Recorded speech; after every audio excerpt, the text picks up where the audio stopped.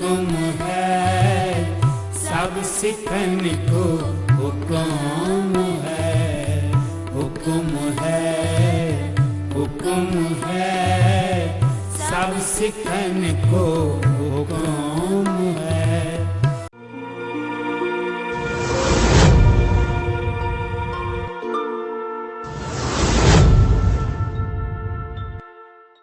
ਉਹਦੇ ਵਿੱਚ ਜੜ ਮਾਇਆ ਵੀ ਹਾਜ਼ਰ ਹੋ ਜਾਂਦੀ ਹੈ, ਉਹਦੇ ਵਿੱਚ ਚੇਤਨ ਮਾਇਆ ਵੀ ਹਾਜ਼ਰ ਹੋ ਜਾਂਦੀ ਹੈ, ਉਹਦੇ ਵਿੱਚ ਈਸ਼ਵਰੀय ਮਾਇਆ ਵੀ ਸਾਹਮਣੇ ਆ ਜਾਂਦੀ ਤੇ ਉਹਦੇ ਵਿੱਚ ਰਾਜਨੀਤਿਕ ਸ਼ਕਤੀ ਵੀ ਸਾਹਮਣੇ ਆ ਜਾਂਦੀ। ਹੁਣ ਜੇ ਇਹਨਾਂ ਦੀ ਵਰਤੋਂ ਕਰ ਲਈ ਤੇ ਜੀਵ ਇਸ ਕਲਾਸ ਵਿੱਚੋਂ ਪਿੱਛੇ ਵੀ ਜਾ ਸਕਦਾ, ਵਾਪਸ ਡਿੱਗ ਪਿਆ, ਕਿਉਂਕਿ ਉਹਨੇ ਪਰਹੇਜ਼ ਨਹੀਂ ਪਾਲਿਆ।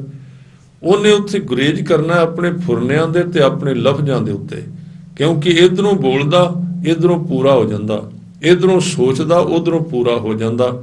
ਪਰ ਕਈ ਚੀਜ਼ਾਂ ਐਸੀਆਂ ਨੇ ਜਿਨ੍ਹਾਂ ਦੀ ਮੰਗਣਾ ਜਿਹੜਾ ਉਹਨਾਂ ਦਾ ਠੀਕ ਨਹੀਂ ਹੁੰਦਾ। ਇਸ ਕਰਕੇ ਗੁਰੂ ਸਾਹਿਬ ਨੇ ਐਸੇ ਜਗਿਆਸੂ ਨੂੰ ਕਿਹਾ ਵੀ ਉਸ ਵੇਲੇ ਤੂੰ ਤਿਆਗ ਵਿੱਚ ਚਲਾ ਜਾ, ਬਸ ਇੱਕੋ ਅਰਦਾਸ ਕਰਿਆ ਕਰ ਕਿ ਮੈਂ ਕਿਆ ਮੰਗੋ ਕਿਛ ਥਿਰ ਨਾ ਰਹਾਈ, ਹਰ ਦੀਜੈ ਨਾਮ ਪਿਆਰੀ ਜੀਓ। ਜਿਸ ਮਨ ਵਿੱਚ ਲੋਭ ਦੀ ਬਹੁਤਾਤ ਉਹ ਕਹੇਗਾ ਵੀ ਵੇਖੋ ਇਹ ਕਿੱਧਰ ਦੀ ਵਿਆਖਿਆ, ਵੀ ਬੰਦੇ ਨੂੰ ਮਿਲਦਾ ਕੁਝ ਨਹੀਂ, ਜੇ ਮਿਲਣ ਲੱਗਾ ਤੇ ਕਹਿੰਦੇ ਹੁਣ ਤਿਆਗੀ ਬਣ ਕੇ ਬਹਿ ਜਾਓ। ਇਹ ਬੜਾ ਵੱਡਾ ਖਤਰਾ ਹੈ, ਇੱਥੇ ਬੜਾ ਵੱਡਾ ਨੁਕਸ ਹੈ ਮੰਗਣ ਵਿੱਚ, ਲੈਣ ਵਿੱਚ। ਇਹ ਸਾਨੂੰ ਪਤਾ ਨਹੀਂ ਜਦੋਂ ਇਹ ਗਲ ਪੈ ਗਿਆ। ਜਦੋਂ ਇਹ ਸ਼ਕਤੀ ਆ ਜਾਂਦੀ ਨਾ ਸਾਹਮਣੇ, ਜੋ ਇੱਛਾ ਕਰੇ, ਇਹਨੂੰ ਕਹਿੰਦੇ ਇੱਛਾ ਪੂਰਕ ਸਰਬ ਸੁਖ ਦਾਤਾ ਹਰ, ਜਾਂ ਕੈ ਵਸ ਹੈ ਕਾਮ ਤੇ ਨਾ। ਉਹ ਅਵਸਥਾ ਦੇ ਵਿੱਚ ਹੁਣ ਤੁਸੀਂ ਜੋ ਸੋਚੋਗੇ ਕੀ ਪਤਾ ਤੁਹਾਡੇ ਵਾਸਤੇ ਠੀਕ ਹੈ ਕਿ ਗਲਤ ਹੈ, ਉਹ ਤੁਹਾਡਾ ਨੁਕਸਾਨ ਕਰ ਸਕਦਾ ਹੈ। ਇਸ ਕਰਕੇ ਕਰਮ ਖੰਡ ਕੀ ਬਾਣੀ ਜੋਰ, ਇੱਥੇ ਬਾਣੀ ਵਿੱਚ ਜ਼ੋਰ ਆ ਗਿਆ। ਤਿੱਥੈ ਹੋਰ ਨਾ ਕੋਈ ਹੋਰ, ਇਸ ਥਾਂ ਤੇ ਹੋਰ ਕੋਈ ਐਵੇਂ ਅਵਾ ਤਵਾ ਬੰਦਾ ਨਹੀਂ ਪਹੁੰਚ ਸਕਦਾ। ਇਹ ਕਲਾਸ ਬੜੀ ਔਖੀ ਹੈ ਇੱਥੇ ਪਹੁੰਚਣਾ, ਇਹਦੇ ਵਿੱਚ ਐਂਟਰੀ ਬੜੇ ਘੱਟ ਲੋਕਾਂ ਨੂੰ ਮਿਲਦੀ ਹੈ। ਗੁਰੂ ਦੀ ਕਿਰਪਾ ਦੇ ਨਾਲ ਇੱਥੇ ਕੋਈ ਹੋਰ ਇੱਧਰ ਉੱਧਰ ਦਾ ਗਪੌੜੀ ਮਨੁੱਖ ਨਹੀਂ ਪਹੁੰਚ ਸਕਦਾ। ਹਜ਼ੂਰ ਕਹਿੰਦੇ ਤਿੱਥੈ ਜੋਧ ਮਹਾਬਲ ਸੂਰ, ਬੜੇ ਬੜੇ ਯੋਧੇ, ਬੜੇ ਬੜੇ ਸੂਰਮੇ, ਜਿਨ੍ਹਾਂ ਨੇ ਆਪਣੇ ਮਨ ਨੂੰ ਜਿੱਤ ਲਿਆ ਸੀ, ਜਿਨ੍ਹਾਂ ਨੇ ਕਾਮ ਨੂੰ ਜਿੱਤਿਆ, ਕ੍ਰੋਧ ਨੂੰ ਜਿੱਤਿਆ, ਲੋਭ ਨੂੰ, ਮੋਹ ਨੂੰ, ਹੰਕਾਰ ਨੂੰ, ਈਰਖਾ ਨੂੰ, ਦਵੈਸ਼ ਦੇ ਰਸਾਂ ਨੂੰ, ਨਿੰਦਿਆ ਦੇ ਰਸਾਂ ਨੂੰ ਜਿੱਤ ਲਿਆ। ਐਸੇ ਯੋਧੇ ਹੀ ਉਸ ਅਵਸਥਾ ਕਲਾਸ ਵਿੱਚ ਖੰਡ ਵਿੱਚ ਪਹੁੰਚੇ ਨੇ। ਹਜ਼ੂਰ ਕਹਿੰਦੇ ਤਿੰਨ ਮਹਿ ਰਾਮ ਰਹਿਆ ਭਰਪੂਰ, ਉਹਨਾਂ ਦੇ ਵਿੱਚ ਵਾਹਿਗੁਰੂ ਭਰਪੂਰ ਪ੍ਰਗਟ ਹੋ ਗਿਆ, ਉਹਦੀ ਜੋਤ ਪ੍ਰਗਟ ਹੋ ਗਈ, ਵਾਹਿਗੁਰੂ ਅਕਾਲ ਪੁਰਖ ਪ੍ਰਗਟ ਹੋਏ ਨੇ। ਹਜ਼ੂਰ ਕਹਿੰਦੇ ਤਿੱਥੈ ਸੀਤੋ ਸੀਤਾ ਮਹਿਮਾ ਮਾਹੇ, ਵਾਹਿਗੁਰੂ ਦੀ ਮਹਿਮਾ ਦੇ ਵਿੱਚ ਉਹਨਾਂ ਦਾ ਤਿੱਥੈ ਸੀਤੋ। ਸੀਤੋ ਦਾ ਅਰਥ ਹੈ ਸੀਤਲ, ਸੀਤਾ, ਸੀਤਾ ਦਾ ਅਰਥ ਸੀਤਿਆ ਗਿਆ। ਉਹਨਾਂ ਦਾ ਮਨ ਵਾਹਿਗੁਰੂ ਦੇ ਠੰਡੇ ਨਾਮ ਦੇ ਨਾਲ ਸੀਤਲ ਹੋ ਗਿਆ, ਠੰਡਾ ਠਾਰ ਹੋ ਗਿਆ, ਮਨ ਟਿਕ ਗਿਆ। ਤ੍ਰਿਸ਼ਨਾ ਦੀ ਅਗਨ ਬੁਝ ਗਈ ਤੇ ਜਿਉਂ ਹੀ ਮਨ ਟਿਕਿਆ, ਠੰਡਾ ਹੋਇਆ, ਸੀਤਲ ਹੋਇਆ ਤੇ ਸੀਤਾ ਗਿਆ, ਸਿਉਇਆ ਗਿਆ, ਪਰੋਇਆ ਗਿਆ। ਕਿਹਦੇ ਵਿੱਚ? ਮਹਿਮਾ, ਮਹਿਮਾ ਮਾਹੇ, ਉਹਦੀ ਮਹਿਮਾ ਵੇਖ ਵੇਖ ਕੇ, ਉਹਦੀ ਵਡਿਆਈ ਵੇਖ ਵੇਖ ਕੇ, ਉਹਦੀਆਂ ਬਖਸ਼ਾਂ, ਉਹਦੀ ਕਿਰਪਾ, ਉਹਦੇ ਖਜ਼ਾਨੇ ਵੇਖ ਵੇਖ ਕੇ ਉਹਦੇ ਵਿੱਚ ਸੀਤਾ ਗਿਆ। ਹਜ਼ੂਰ ਕਹਿੰਦੇ ਤਾਂ ਕਿ ਰੂਪ ਨ ਕਥਨੇ ਜਾਹੇ, ਐਸੇ ਗੁਰਮੁਖਾਂ ਦੇ ਰੂਪ ਕਿਸ ਤਰ੍ਹਾਂ ਦੇ ਬਣ ਗਏ ਅੰਦਰੋਂ। ਉਹਨਾਂ ਦੀ ਅੰਦਰਲੀ ਪਾਵਰ, ਅੰਦਰਲਾ ਰਸ, ਅੰਦਰਲਾ ਚਾਅ, ਅੰਦਰਲੇ ਖੇੜੇ ਵਿੱਚ ਐਸੇ ਰੂਪ ਬਣੇ, ਉਹ ਕਥਨਾ ਵਿਆਖਿਆ ਵਿੱਚ ਨਹੀਂ ਆ ਸਕਦੇ। ਹਜ਼ੂਰ ਕਹਿੰਦੇ ਨਾ ਉਹ ਮਰੈ ਨਾ ਠਾਗੇ ਜਾਹੇ। ਦੋ ਦਾਤਾਂ ਮਿਲੀਆਂ, ਇੱਕ ਤੇ ਹੁਣ ਮਾਇਆ ਉਹਨਾਂ ਨੂੰ ਠੱਗ ਨਹੀਂ ਸਕਦੀ, ਕਿਉਂਕਿ ਉਦੋਂ ਪਹਿਲਾਂ ਠੱਗਣ ਦੀ ਸੰਭਾਵਨਾ ਹੈ। ਆਦਮੀ ਭੁੱਲ ਜਾਂਦਾ ਹੈ, ਸੌਂ ਜਾਂਦਾ ਹੈ, ਠੱਗਿਆ ਜਾਂਦਾ ਹੈ। ਐਸੇ ਰਸ ਨੇ, ਇੱਕ ਸੰਸਾਰ ਦਾ ਰਸ ਛੱਡਿਆ ਸੀ, ਇੱਥੇ ਰਸ ਸ਼ੁਰੂ ਹੋ ਗਿਆ। ਚਾਰ ਬੰਦੇ ਆ ਕੇ ਝੁਕਣ ਲੱਗ ਗਏ, ਉਹਨਾਂ ਦੇ ਝੁਕਣ ਵਿੱਚ ਬੜਾ ਸਵਾਦ, ਨਾਲ ਚੱਲੇ ਸਭ ਕੋਏ। ਪਰ ਇੱਥੇ ਨਹੀਂ ਠੱਗੇ ਗਏ, ਠੱਗੇ ਨਹੀਂ ਜਾ ਸਕਦੇ। ਹਜ਼ੂਰ ਸੱਚੇ ਪਾਤਸ਼ਾਹ ਕਹਿੰਦੇ ਨੇ ਕਿ ਉਹ ਮਰਦੇ ਵੀ ਨਹੀਂ, ਮਰਦੇ ਤਾਂ ਨਹੀਂ ਕਿਉਂਕਿ ਉਹ ਉਸ ਸਰੀਰ ਤੱਕ ਚਲੇਗਾ ਜਿਹੜਾ ਸਰੀਰ ਮਰਦਾ ਨਹੀਂ। ਆ ਤੇ ਸਰੀਰ ਮਿੱਟੀ ਦਾ, ਇਹ ਵੀ ਕੰਚਨ ਵਰਗਾ ਬਣ ਗਿਆ, ਇਹ ਵੀ ਚੜ੍ਹਦੀ ਕਲਾ ਵਿੱਚ ਆ ਗਿਆ, ਪਰ ਉਹ ਨਾਮ ਉਹਨਾਂ ਨੂੰ ਮਰਨ ਦਾ ਡਰ ਰਿਹਾ।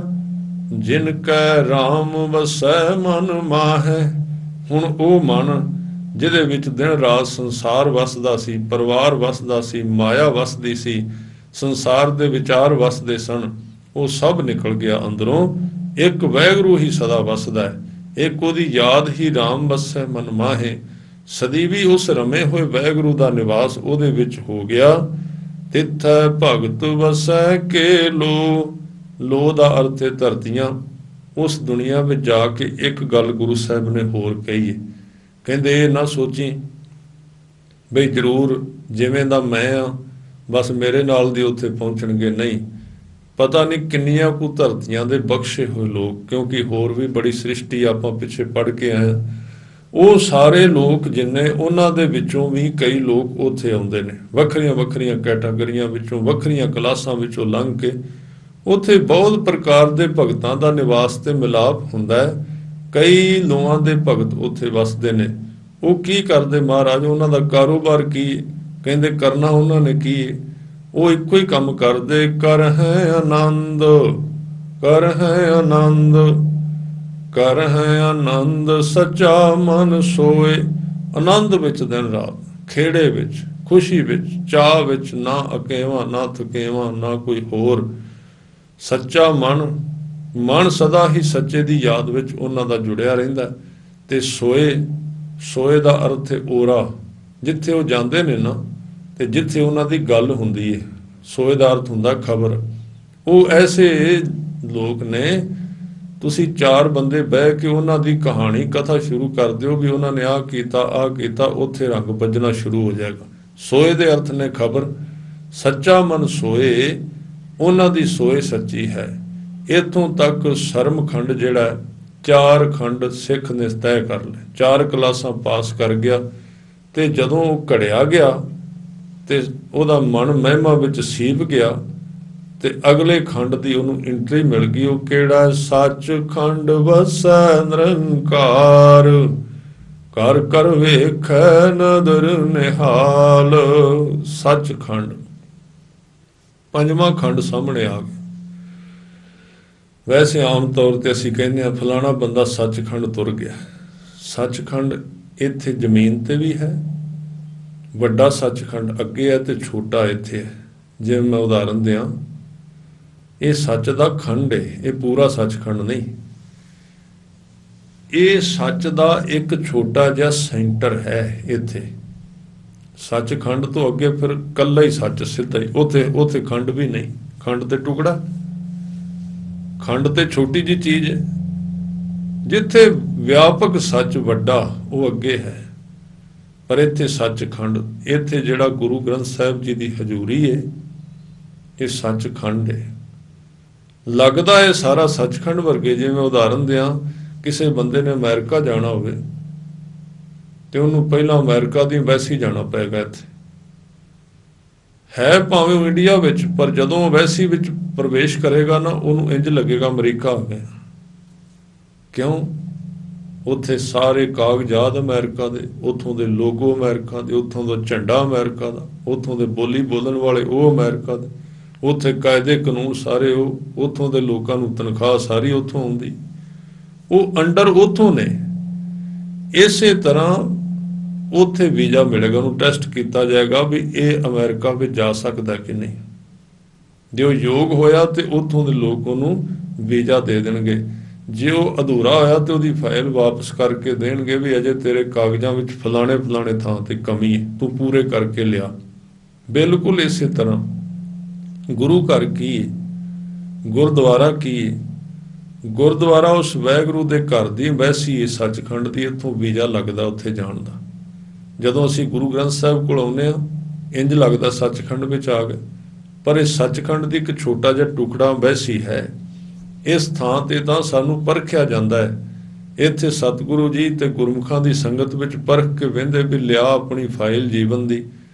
ਉਹਦੇ ਵਿੱਚ ਫਿਰ ਜਿਹੜੇ ਗਲਤ ਕਾਗਜ਼ ਹੁੰਦੇ ਨੇ ਤੇ ਉਹਨੂੰ ਫਿਰ ਗੁਰੂ ਸਾਹਿਬ ਦੱਸਦੇ ਵੀ ਤੂੰ ਹੁਣ ਆਹ ਕਰਿਆ ਕਰ, ਤੂੰ ਆਹ ਕਰਿਆ ਕਰ, ਤੂੰ ਇਸ ਤਰ੍ਹਾਂ ਕਰ।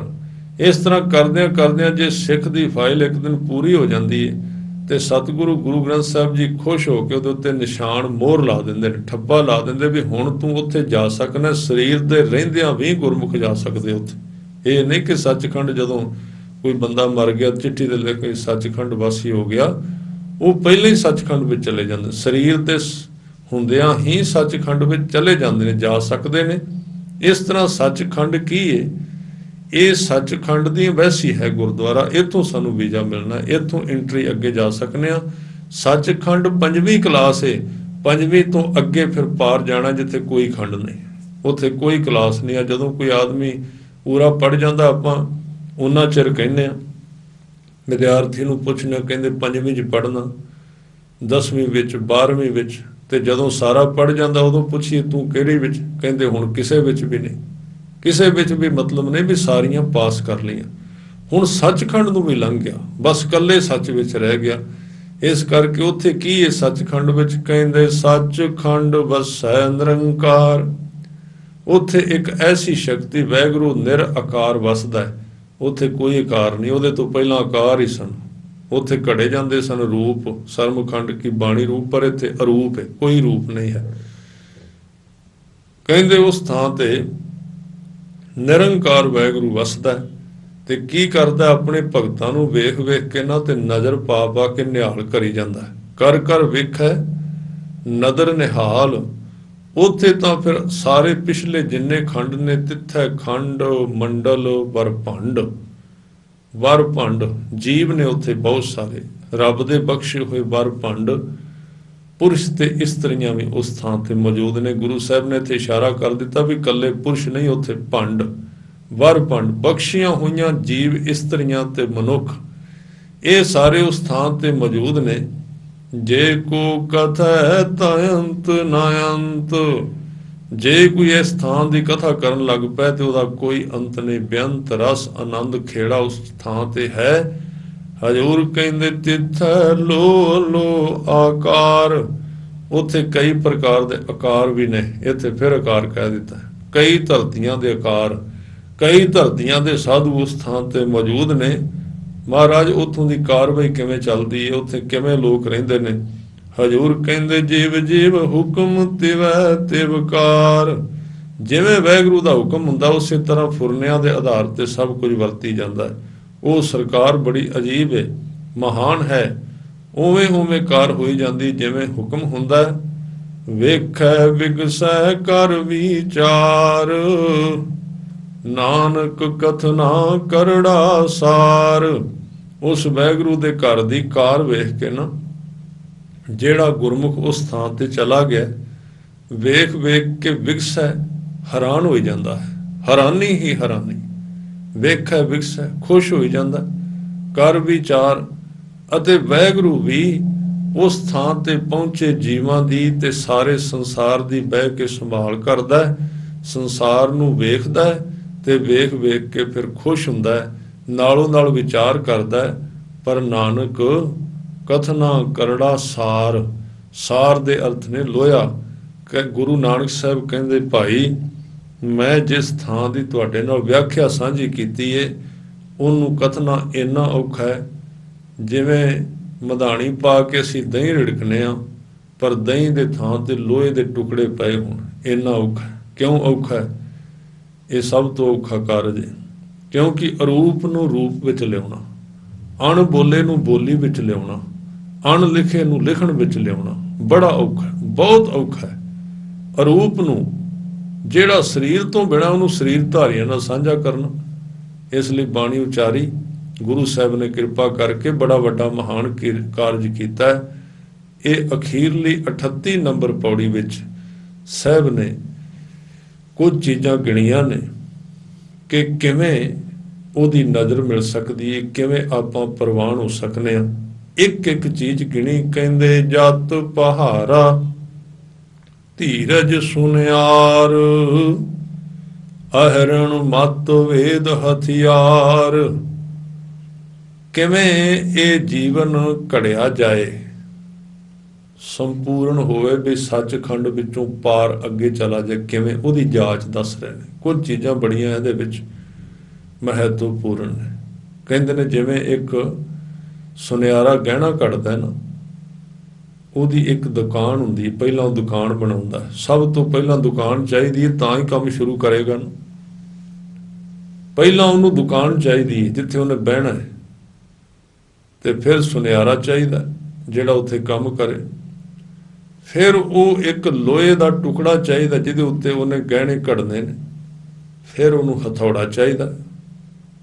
ਉਹਦੇ ਤੋਂ ਬਿਨਾਂ ਉਸ ਨੂੰ ਇੱਕ ਭੱਠੀ ਚਾਹੀਦੀ ਜਿਹਦੇ ਵਿੱਚ ਅੱਗ ਬਾਲੇ, ਸੋਨਾ ਗਰਮ ਕਰੇ। ਫਿਰ ਫੂਕਣੀ ਚਾਹੀਦੀ ਅੱਗ ਨੂੰ ਤੇਜ਼ ਕਰਨ ਵਾਲੀ, ਤੇ ਫਿਰ ਉਹ ਭਾਂਡਾ ਜਿਹੜਾ ਹੈ ਘੜਿਆ ਜਾਂਦਾ ਹੈ, ਤਿਆਰ ਹੁੰਦਾ ਗਹਿਣਾ। ਇੱਥੇ ਗੁਰੂ ਸਾਹਿਬ ਨੇ ਕਿਹਾ ਵੀ ਜਿਵੇਂ ਇੱਕ ਸੁਨਿਆਰੇ ਨੂੰ ਪਹਿਲਾਂ ਦੁਕਾਨ ਚਾਹੀਦੀ, ਇਸ ਤਰ੍ਹਾਂ ਧਾਰਮਿਕ ਬੰਦੇ ਨੇ ਜੇ ਆਪਣਾ ਜੀਵਨ ਘੜਨਾ ਤੇ ਉਹਨੂੰ ਜਤ ਚਾਹੀਦਾ। ਸਭ ਤੋਂ ਪਹਿਲਾਂ ਜਤ ਦੀ ਆਮ ਤੌਰ ਤੇ ਸਾਂਝ ਪੈਂਦੀ ਹੈ ਸਰੀਰਕ ਜਤ, ਕਾਮ ਜਤੀ ਜਿਹਨੂੰ ਕਹਿੰਦੇ ਨੇ। ਜਿਹੜਾ ਮਨੁੱਖ ਕਾਮ ਤੋਂ ਜਤੀ ਹੁੰਦਾ ਹੈ, ਵਾਸ਼ਨਾ ਤੋਂ, ਵਿਸ਼ੇ ਵਿਕਾਰਾਂ ਤੋਂ ਜਤੀ ਭਾਵ ਜਤ ਰੱਖਿਆ ਇਹਨੇ।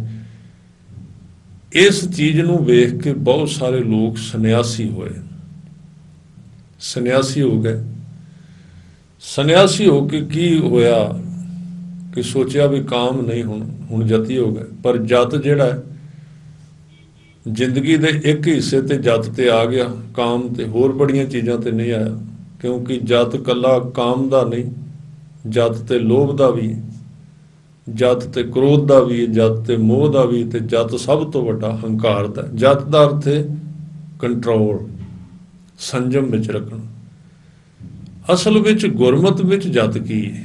ਗੁਰਮਤ ਵਿੱਚ ਜਤ ਹੈ ਕਿ ਵਾਹਿਗੁਰੂ ਨੇ ਸਾਡੇ ਜੀਵਨ ਵਾਸਤੇ ਜਿਹੜੀਆਂ ਸ਼ਕਤੀਆਂ ਸਾਨੂੰ ਦਿੱਤੀਆਂ ਨੇ, ਕਾਮ ਕ੍ਰੋਧ ਲੋਭ ਮੋਹ ਹੰਕਾਰ, ਖਾਣਾ ਪੀਣਾ ਇਤਿਆਦਿਕ, ਇਹਨਾਂ ਦੀ ਲੋੜ ਲਈ ਵਰਤੋਂ ਕਰੇ ਤੇ ਬਿਨਾਂ ਲੋੜ ਤੋਂ ਇਹਨੂੰ ਛੱਡ ਦੇ ਜਦੋਂ ਇਹਦੀ ਜ਼ਰੂਰਤ ਨਾ ਹੋਵੇ। ਹੁਣ ਇਹ ਬਹੁਤ ਔਖਾ ਹੈ। ਦੋਵੇਂ ਕੰਮ ਸੌਖੇ ਨੇ, ਰੱਜ ਕੇ ਵਰਤ ਲੈਣਾ ਵੀ ਸੌਖਾ ਤੇ ਬਿਲਕੁਲ ਛੱਡਣਾ ਵੀ ਸੌਖਾ ਹੈ। ਬੰਦਾ ਇੱਕ ਪਾਸੇ ਹੋ ਜਾਂਦਾ ਹੈ, ਛੱਡਿਆ ਤੇ ਛੁੱਟ ਗਿਆ, ਗੱਲ ਖਤਮ ਹੋ ਗਈ ਇੱਕ ਪਾਸੇ, ਉਹਨੂੰ ਸਾਧਨ ਹੀ ਕੋਈ ਨਹੀਂ ਮਿਲਦਾ। ਪਰ ਡੁੱਬਣਾ ਤੇ ਹੈ ਹੀ ਸੌਖਾ, ਵੀ ਡੁੱਬੀ ਜਾਓ, ਡੁੱਬਿਆ ਹੀ ਸੰਸਾਰ ਸਾਰਾ। ਪਰ ਇਹਦੇ ਵਿੱਚ ਇੱਕ ਥਾਂ ਹੈ ਜਿਹਦੇ ਵਿੱਚ ਲੋੜ ਲਈ ਕਰਨਾ, ਤੇ ਲੋੜ ਜਦੋਂ ਨਾ ਹੋਵੇ ਉਦੋਂ ਛੱਡ ਦੇਣਾ ਬਹੁਤ ਔਖਾ ਹੈ ਗੁਰੂ ਦੀ ਕਿਰਪਾ ਤੋਂ ਬਿਨਾਂ। ਇਹ ਇਸ ਤਰ੍ਹਾਂ ਵੀ ਅੱਗ ਬਾਲ ਕੇ ਤੁਸੀਂ ਕੋਲ ਘਿਓ ਰੱਖ ਦਿਓ ਤੇ ਕਹੋ ਵੀ ਪਿਘਲੇ ਨਾ, ਇਹ ਕਿਵੇਂ ਹੋ ਸਕਦਾ? ਬੜਾ ਔਖਾ, ਬਹੁਤ ਕਠਿਨ। ਉਹਨੂੰ ਇੰਨੀ ਦੂਰੀ ਤੇ ਰੱਖਣਾ ਵੀ ਘਿਓ ਨਾ ਪਿਘਲੇ, ਇਹ ਬੜਾ ਕਠਿਨ ਹੈ। ਇਸ ਲਈ ਗੁਰੂ ਸਾਹਿਬ ਨੇ ਇਹ ਜਤ ਦਿੱਤਾ, ਸੰਜਮ ਹਰ ਇੱਕ ਚੀਜ਼ ਤੇ। ਸਭ ਤੋਂ ਪਹਿਲਾਂ ਕਹਿੰਦੇ ਜਤ ਪੈਦਾ ਕਰੇ ਦੁਕਾਨ ਬਣ ਗਈ। ਜਤ ਦਾ ਮਤਲਬ ਕੀ ਹੈ? ਲੋੜ ਲਈ ਖਾਣਾ, ਲੋੜ ਤੋਂ ਬਿਨਾਂ ਚਸਕੇ ਲਾ ਲਾ ਕੇ ਨਾ ਖਾਣਾ, ਲੋੜ ਲਈ ਵੇਖਣਾ, ਜ਼ਰੂਰਤ ਤੋਂ ਬਿਨਾਂ ਨਾ ਵੇਖਣਾ। ਦੋ ਚੀਜ਼ਾਂ ਹੋ ਗਈਆਂ। ਜ਼ਰੂਰਤ ਵਾਸਤੇ ਬੋਲਣਾ, ਜ਼ਰੂਰਤ ਤੋਂ ਬਿਨਾਂ ਬੋਲਣਾ ਨਹੀਂ, ਇਹ ਇੱਕ ਬੋਲਣ ਦਾ ਜਤ ਹੋ ਗਿਆ। ਜ਼ਰੂਰਤ ਲਈ ਸੁਣਨਾ, ਜ਼ਰੂਰਤ ਤੋਂ ਬਿਨਾਂ ਸੁਣਨਾ ਨਹੀਂ, ਇਹ ਇੱਕ ਬੋਲਣ ਦਾ ਜਤ, ਸੁਣਨ ਦਾ ਜਤ ਹੋ ਗਿਆ। ਲੋੜ ਲਈ ਸੌਣਾ, ਲੋੜ ਤੋਂ ਬਿਨਾਂ ਸੌਣਾ ਨਹੀਂ। ਫਿਰ ਲੋੜ ਲਈ ਪਹਿਨਣਾ, ਸਰੀਰ ਤੇ ਬਹੁਤੇ ਸ਼ਿੰਗਾਰ ਨਹੀਂ ਲਾਉਣੇ। ਇਹ ਸਾਦਾ ਜੀਵਨ ਬਣਾਉਣਾ ਪਏਗਾ ਤਾਂ ਕੋਈ ਗੱਲ ਚੱਲੇਗੀ ਅੱਗੇ। ਇਹ ਜਿਹੜਾ ਅਸੀਂ ਨੱਚ ਟੱਪ ਕਰ ਰਹੇ ਹਾਂ, ਇਹ ਤੇ ਇੱਕ ਪਖੰਡ ਹੀ ਸਿਰਫ। ਇਸ ਕਰਕੇ ਕਹਿੰਦੇ ਜਤ ਪਹਾਰਾ, ਸਭ ਤੋਂ ਪਹਿਲਾਂ ਜਤ ਆਇਆ ਸਿੱਖ ਦੇ ਜੀਵਨ ਵਿੱਚ। ਹੁਣ ਜਦੋਂ ਜਤ ਆਏਗਾ ਨਾ, ਜਤ ਦਾ ਅਰਥ ਹੈ ਤਿਆਗਣਾ ਚੀਜ਼ਾਂ ਨੂੰ। ਸਰੀਰ ਦੀ ਸ਼ਕਤੀ ਅੰਦਰ ਇਕੱਠੀ ਕਰ ਦੇਗਾ ਜਤ, ਜਿਹੜੀ ਗਵਾਚ ਰਹੀ ਸੀ ਬੋਲਣ ਵਿੱਚ, ਸੁਣਨ ਵਿੱਚ, ਵੇਖਣ ਵਿੱਚ, ਭੋਗਣ ਵਿੱਚ, ਖਾਣ ਵਿੱਚ, ਜ਼ਿਆਦਾ ਸੌਣ ਵਿੱਚ, ਜ਼ਿਆਦਾ ਕੰਮ ਕਰਨ ਵਿੱਚ। ਜਦੋਂ ਉਹਨੂੰ ਅਸੀਂ ਅੰਦਰ ਰੋਕਿਆ, ਸ਼ਕਤੀ ਇਕੱਠੀ ਹੋਈ ਤੇ ਉਹਨੇ ਇੱਕਦਮ ਕਾਲਾਪਣ ਪੈਦਾ ਕਰਨਾ ਹੈ। ਤੁਸੀਂ ਆਮ ਹੀ ਬੜੇ ਬੜੇ ਜਤੀ ਕਾਲੇ ਬੜੇ ਵੇਖੋਗੇ, ਬੜੇ ਗੁੱਸੇ ਵਾਲੇ, ਬੜੇ ਜਤੀ ਨੇ। ਕਈ ਤੇ ਇੰਨੇ ਨੇ ਵੱਡੇ ਜਤੀ ਤਪੀ ਨੇ, ਉਹਨਾਂ ਵੱਲ ਵੇਖੋ ਤੇ ਕੋਈ ਸਿੱਧੀ ਅੱਖ ਹੀ ਨਹੀਂ ਕਰਦੇ, ਇਹਨੇ ਫਤਿਹ ਵੀ ਨਹੀਂ ਬੁਲਾਉਂਦੇ ਸਿੱਧੀ। ਫਤਿਹ ਬੁਲਾਉਣ ਨੂੰ ਤਿਆਰ ਨਹੀਂ ਹੋ, ਕਿਉਂਕਿ ਜਪੀ ਬੜੇ ਵੱਡੇ ਹੋ ਗਏ, ਤਪੀ ਬੜੇ ਵੱਡੇ ਹੋ ਗਏ, ਜਤੀ ਹੋ ਗਏ। ਗੁਰੂ ਸਾਹਿਬ ਕਹਿੰਦੇ ਨਹੀਂ, ਹੁਣ ਜਤ ਆਇਆ ਤੇ ਹੁਣ ਧੀਰਜ ਰੱਖੀ, ਟਿਕਾ ਰੱਖ, ਧੀਰਜ ਰੱਖ। ਆਪਣੇ ਜੀਵਨ ਨੂੰ ਧੀਰਜ ਨਾਲ ਭਰ ਦੇ, ਕਾਹਲਾ ਨਾ ਪਈ। ਹੁਣ ਦੂਜੇ ਨੰਬਰ ਤੇ ਇਹ ਧੀਰਜ, ਸੁਨਿਆਰ, ਫਿਰ ਕਹਿੰਦੇ ਆਹਰਣ ਮੱਤ। ਐਰਣ ਉਹ ਟੁਕੜਾ ਹੁੰਦਾ ਲੋਹੇ ਦਾ ਚੌਰਸ, ਜਿਹਦੇ ਉੱਤੇ ਰੱਖ ਕੇ ਗਹਿਣੇ ਕੱਢਦਾ ਹੈ ਲੋਹਾਰ ਜਾਂ ਸੁਨਿਆਰ। ਉਹਦਾ ਗੁਣ ਲਿਆ ਇੱਥੇ, ਆਪਣੀ ਮੱਤ ਨੂੰ ਐਰਣ ਬਣਾ ਦੇ। ਐਰਣ ਵਿੱਚ ਕੀ ਗੁਣ ਹੈ? ਉਹ ਇੱਕੋ ਥਾਂ ਤੇ ਰਹਿੰਦੀ, ਹਿੱਲਦੀ ਨਹੀਂ ਜਿੰਨੀਆਂ ਮਰਜ਼ੀ ਚੋਟਾਂ ਵੱਜਣ। ਤੈਨੂੰ ਜਿੰਨੀਆਂ ਮਰਜ਼ੀ ਚੋਟਾਂ ਵੱਜਣ, ਤੇਰੀ ਮੱਤ ਹਿੱਲ ਹੋ ਜਾਣੀ ਚਾਹੀਦੀ, ਤੇਰਾ ਵਿਸ਼ਵਾਸ ਨਹੀਂ ਹਿੱਲਣਾ ਚਾਹੀਦਾ ਗੁਰੂ ਤੋਂ। ਇਹਨੂੰ ਕਹਿੰਦੇ ਮੱਤ ਐਰਣ ਬਣ ਗਈ। ਤੇ ਵੇਦ ਹਥਿਆਰ, ਵੇਦ ਦਾ ਅਰਥ ਹੈ ਗੁਰੂ ਕਾ ਉਪਦੇਸ਼। ਗੁਰੂ ਦੇ ਉਪਦੇਸ਼ ਨੂੰ ਤੂੰ ਹਥੌੜਾ ਬਣਾ ਲੈ। ਗੁਰੂ ਕੇ ਉਪਦੇਸ਼ ਦੀਆਂ ਮਾਰ ਸੱਟਾਂ ਤੇ ਮੱਤ ਨੂੰ ਬਣਾ ਜਿਹਦੇ ਉੱਤੇ ਮਾਰਨੀਆਂ ਨੇ। ਉਹ ਹਿੱਲ ਹੋ ਜਾਏਗੀ ਗੁਰੂ ਕੇ ਸ਼ਬਦ ਦੀਆਂ ਚੋਟਾਂ ਸਹੀ ਜਾ, ਯਾਨੀ ਕਿ ਨਾ ਕਰੇ ਗੁਰੂ ਕੇ ਹੁਕਮ ਨੂੰ। ਤੇ ਜਿਉਂ-ਜਿਉਂ ਸੱਟਾਂ ਪੈਣ ਤੇ ਨੀਵੀਂ ਹੁੰਦੀ ਜਾਏ, ਉਹਦੇ ਉੱਤੇ ਚੋਟਾਂ ਪੈਂਦੀਆਂ ਤੇ ਕਿਨਾਰੇ ਨੀਵੇਂ ਹੋ ਜਾਂਦੇ ਉਸ ਐਰਣ ਦੇ।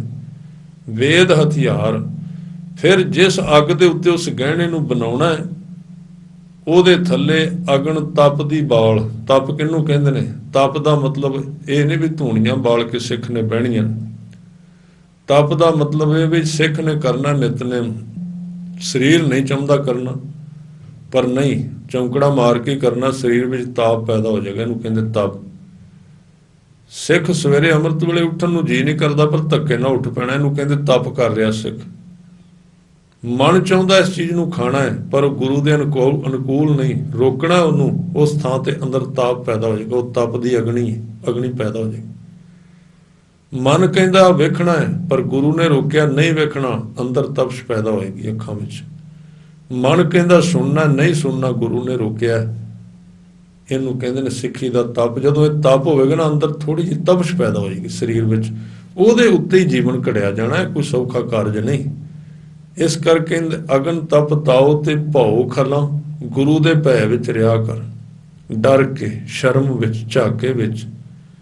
ਖਲਾਂ ਦਾ ਅਰਥ ਹੁੰਦਾ ਹੈ ਫੂਕਣੀ, ਉਹ ਪਾਈਪ ਜਿਹਦੇ ਨਾਲ ਅੱਗ ਨੂੰ ਤੇਜ਼ ਕਰਨ ਵਾਸਤੇ ਹਵਾ ਦਿੱਤੀ ਜਾਂਦੀ ਹੈ। ਜਿੰਨਾ ਚਿਰ ਗੁਰੂ ਦਾ ਭੈ ਨਹੀਂ, ਉਹਨਾਂ ਚਿਰ ਇਹ ਕੰਮ ਜਲਦੀ ਨਹੀਂ ਹੋਵੇਗਾ। ਜੇ ਨਿਰਭੈ ਹੀ ਰਹਿ ਵੀ ਕੋਈ ਗੱਲ ਨਹੀਂ, ਗੁਰੂ ਦਾ ਅਦਬ ਨਹੀਂ ਰੱਖਣਾ ਵੀ ਕੋਈ ਨਹੀਂ ਗੁਰੂ ਕੋਲ ਹੀ ਰਹਿੰਦੇ ਨੇ, ਮਹਾਰਾਜ ਦੀ ਕਿਹੜੀ ਗੱਲ ਹੈ, ਆਪਣੇ ਨੇ, ਨਹੀਂ। ਕਹਿੰਦੇ ਭਉ ਵਿੱਚ ਰੱਖੀ ਤੇ ਫਿਰ ਤੇਜ਼ੀ ਨਾਲ ਕੰਮ ਹੋਏਗਾ, ਤੇ ਜੇ ਗਾਫਲ ਹੋ ਗਿਓ ਫਿਰ ਟਾਈਮ ਬਹੁਤ ਜ਼ਿਆਦਾ ਲੱਗ ਜਾਣਾ, ਅੱਗ ਤੇਜ਼ ਨਹੀਂ ਬਲੇਗੀ। ਭਉ ਖਲਾਂ ਅਗਨ ਤਪ ਤਾਓ, ਭਾਂਡਾ ਭਾਓ ਅੰਮ੍ਰਿਤ ਤਿਤ ਢਾਲ। ਇਹਨਾਂ ਚੀਜ਼ਾਂ ਦੇ ਨਾਲ ਪ੍ਰੇਮ ਦਾ ਭਾਂਡਾ ਅੰਦਰ ਪੈਦਾ ਹੋ ਜਾਏਗਾ। ਪ੍ਰੇਮ ਰੂਪੀ ਭਾਂਡਾ, ਜਿਸ ਬਰਤਨ ਦੇ ਵਿੱਚ ਹੁਣ ਤੇਰਾ ਅੰਮ੍ਰਿਤ ਪੈਣਾ, ਤੇਰਾ ਜੀਵਨ ਰੂਪੀ ਭਾਂਡਾ ਤਿਆਰ ਹੋ ਗਿਆ ਇਹਨਾਂ ਪੰਜਾਂ ਖੰਡਾਂ ਵਿੱਚੋਂ ਲੰਘ ਕੇ, ਤੇ ਉਸ ਭੱਠੀ ਤੇ ਪੈ ਕੇ ਉਸ ਸੁਨਿਆਰੇ ਦੁਆਰਾ, ਗੁਰੂ ਦੀ ਕਿਰਪਾ ਦੁਆਰਾ ਇੱਕ ਭਾਂਡਾ ਬਣ ਗਿਆ। ਹੁਣ ਇਸ ਭਾਂਡੇ ਦੇ ਵਿੱਚ ਪੈਣਾ ਹੈ ਅੰਮ੍ਰਿਤ। ਭਾਂਡਾ ਭਾਓ ਅੰਮ੍ਰਿਤ ਤਿਤ ਢਾਲ। ਉੱਥੇ ਫਿਰ ਅੰਮ੍ਰਿਤ ਨੇ ਢਲਣਾ, ਅੰਮ੍ਰਿਤ ਨੇ ਉੱਠਣਾ, ਉਹਦੇ ਵਿੱਚ ਪੈਦਾ ਹੋਣਾ, ਤੇ ਸਿੱਖ ਨੇ ਪੀ ਪੀ ਕੇ ਰੱਜਣਾ, ਉਹਨੂੰ ਆਨੰਦ ਲੈਣਾ। ਇਹ ਸਾਰਾ ਕੁਝ ਕਾਹਦੇ ਨਾਲ ਘੜਿਆ ਜਾਏਗਾ ਜੀ? ਹਜ਼ੂਰ ਨੇ ਜਪਜੀ ਸਾਹਿਬ ਦੇ ਅਖੀਰ ਦੇ ਉੱਤੇ ਹੁਣ ਹੁਕਮ ਨੂੰ ਦੂਜੇ ਲਫ਼ਜ਼ਾਂ ਵਿੱਚ ਲੈ ਆਂਦਾ, ਉਸ ਨੂੰ ਕਹਿੰਦੇ ਨੇ ਸ਼ਬਦ। ਉਹੀ ਚੀਜ਼ ਜਿਹੜਾ ਇੱਕ ਓਂਕਾਰ ਸਤਨਾਮ ਸੀ, ਉਹਨੂੰ ਹੁਕਮ ਕਿਹਾ ਸੀ, ਹੁਣ ਹੁਕਮ ਨੂੰ ਕਹਿਣਗੇ ਸ਼ਬਦ। ਇਸ ਲਈ ਕਹਿੰਦੇ ਨੇ ਘੜੀਆ ਸ਼ਬਦ ਸੱਚੀ ਟਕਸਾਲ। ਗੁਰੂ ਕੇ ਸ਼ਬਦ ਦੀ ਸਿੱਖਿਆ ਦੇ ਵਿੱਚ ਇਹ ਘੜਿਆ ਜਾਏਗਾ, ਤੇ ਗੁਰੂ ਕੇ ਸ਼ਬਦ ਦੀ ਆਵਾਜ਼ ਵਿੱਚ ਇਹ ਜੀਵਨ ਘੜਿਆ ਜਾਏਗਾ। ਹੁਣ ਅੱਗੇ ਸ਼ਬਦ ਆਏਗਾ। ਸ਼ਬਦ ਦਾ ਅਰਥ ਹੋਏਗਾ ਗੁਰੂ ਕੇ ਸ਼ਬਦ ਦੀ ਆਵਾਜ਼ ਤੇ ਗੁਰੂ ਦਾ ਸੁਭਾਅ, ਗੁਰੂ ਦੀ ਮੱਤ। ਘੜੀਆ ਸ਼ਬਦ ਸੱਚੀ ਟਕਸਾਲ, ਗੁਰੂ ਕੇ ਸ਼ਬਦ ਦੀ ਟਕਸਾਲ ਦੇ ਵਿੱਚ ਇਹ ਘੜਿਆ ਜਾਏਗਾ ਜੀਵਨ। ਇਹ ਕੰਮ ਕਿਹਨਾਂ ਦਾ ਹੈ? ਹਜ਼ੂਰ ਕਹਿੰਦੇ ਜਿਨ ਕੋ ਨਦਰ ਕਰਮ ਤਿਨਕਾਰ। ਇਸ ਵਿੱਚ ਭਾਵੇਂ ਕੁਝ ਕੰਮ ਗੁਰਸਿੱਖ ਨੇ ਆਪਣੀਆਂ ਜ਼ਿੰਮੇਵਾਰੀਆਂ ਨਿਭਾਈਆਂ ਨੇ, ਪਰ ਬਹੁਤਾ ਇਹਦੇ ਵਿੱਚੋਂ ਜਿਹੜਾ ਸਾਰਾ ਕੰਮ ਗੁਰੂ ਦੀ ਕਿਰਪਾ ਨਾਲ, ਨਦਰ ਕਰਮ ਤਿਨਕਾਰ, ਉਹਨਾਂ ਦਾ ਕੰਮ ਹੈ। ਨਾਨਕ ਨਦਰੀ ਨਦਰ ਨਿਹਾਲ। ਇਸ ਤਰ੍ਹਾਂ ਜੀਵਨ ਵਾਹਿਗੁਰੂ ਦੀ ਨਜ਼ਰ ਦੁਆਰਾ, ਨਦਰੀ ਨਜ਼ਰ ਇੱਕੋ ਦਮ ਗੁਰੂ ਨੇ ਕਰਕੇ ਕਿਰਪਾ ਨਿਹਾਲ ਕਰ ਦਿੱਤਾ, ਬਖਸ਼ਾਂ ਕਰ ਦਿੱਤੀਆਂ, ਜੀਵਨ ਸਿਖਰ ਤੇ ਆ ਗਿਆ। ਭੁੱਲਾਂ ਚੁੱਕਾਂ ਦੀ ਖਿਮਾ। ਵਾਹਿਗੁਰੂ ਜੀ ਕਾ ਖਾਲਸਾ, ਵਾਹਿਗੁਰੂ ਜੀ ਕੀ ਫਤਿਹ।